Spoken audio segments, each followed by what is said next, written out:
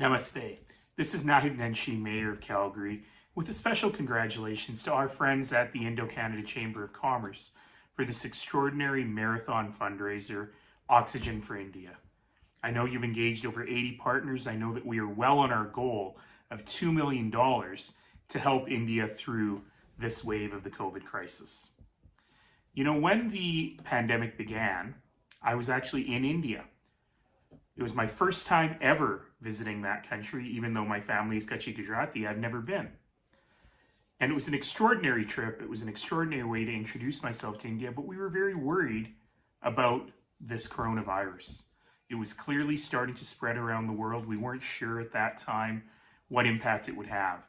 And certainly I got home just in time for the start of the pandemic, as the folks in India were also trying to deal with the pandemic at the same time. And I've been watching very closely and carefully as to how the country is dealing with this issue. And I think, like many of us, my heart was broken and I was a little scared when we saw really the collapse of the healthcare system in this most recent wave. And I know many of us have family and friends that have been impacted very badly. And we saw what happens when even a country that is innovative and forward-thinking like India just doesn't have the capacity to manage a situation like this. And I know a lot of us felt, frankly, pretty helpless.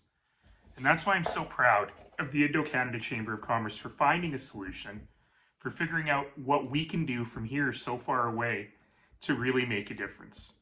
And I want to thank all of you for supporting this marathon fundraiser over these Sundays and figuring out how we can use the resources that we're blessed to help people around the world. So congratulations to all of you. Let's keep raising those funds. Let's get those concentrators in place, and let's continue to save lives. This is really the epitome of seva. It's the epitome of selfless service. We are all called upon, especially in times like this, to be sevadaris, to be people who give service. And thank you all so much for supporting this cause through the Indo-Canada Chamber of Commerce.